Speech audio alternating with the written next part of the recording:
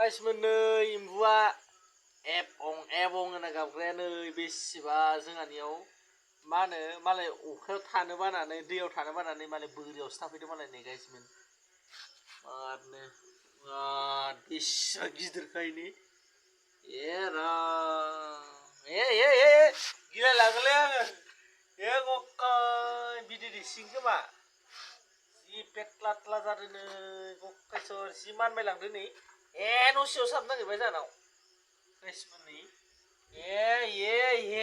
सोरै मानबायदों राम जोंहानि बाइकआवसो थांलाय लांबाय गारहरनांगोनलै हा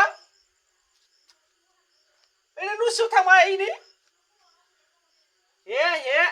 आं गिदों खिन्थु नै गाइसमोन नै न' सिङावसो थांबाय नै